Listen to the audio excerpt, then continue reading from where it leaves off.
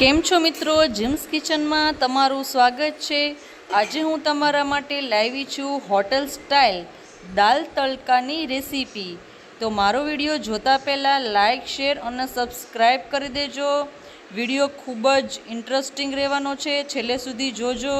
અહીંયા 1.5 વાટકી જેટલી મેં તુવેરની દાળ લીધેલી છે અને તુવેરની દાળને સારી રીતે 2 થી 3 પાણીથી મસ્ત રીતે આપણે ધોઈ નાખવાની છે। ફક્ત દાલ તડકા હું તુવેરની દાળથી જ બનાવું છું, એકદમ સહેલી રીત છે।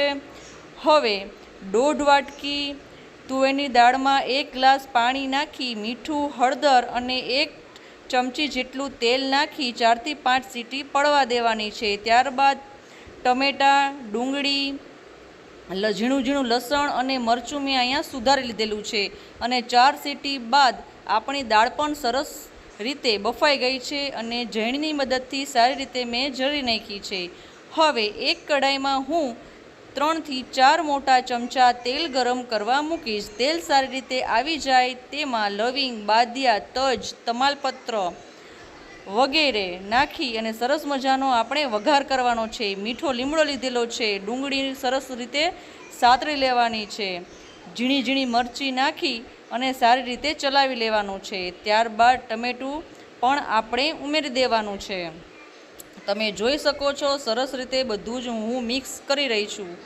હવે અહીંયા મેં લસણની 20 કળીઓ લીધી હતી, એ 20 કળીઓને ઝીણી ઝીણી સુધારી અને તેમાં પણ નાખી દઈશું। જેમ લસણ વધારે હોય તેમ સારું લાગે। ત્યારબાદ બધા જ આપણા મસાલા છે તેમાં ઉમેરી દેવાના છે। મીઠું, મરચું, હળદર, ધાણા જીરું વગેરે આપણે નાખી અને સારી રીતે મિક્સ કરવાનું છે। બધા જ મસાલા છે સારી રીતે મિક્સ થઈ ગયા છે। ડુંગળી, ટમેટાં પણ સરસ મજાના સતળાઈ ગયા છે। તમે જોઈ શકો છો કલર પણ ખૂબ જ સરસ આવી ગયો છે। એટલે આપણે એમાં દાળ છે તે નાખી દેવાની છે। દાળ નાખ્યા પછી જે સુગંધ આવે છે, આહા હા હા, બહુ જ મજા આવે છે।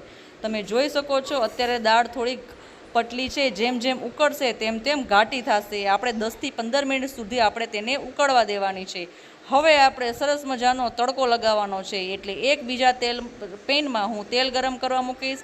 એમાં ઝીણું કાપેલું લસણ નાખી અને 1 ચમચી સૂકું મરચું નાખવાનું છે, બીજું કાંઈ જ નથી નાખવાનું। આ ટ્રેક તમે યુઝ કરશો તો જબરજસ્ત દાળ તડકા બનશે। એટલે આમાં તડકો આપણે લગાવી દેવાનો છે। તો મિત્રો, તમને આ વિડીયો ગમ્યો હોય તો લાઇક, શેર અને સબસ્ક્રાઈબ કરી દેજો।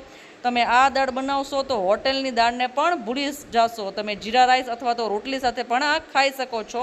Thank you.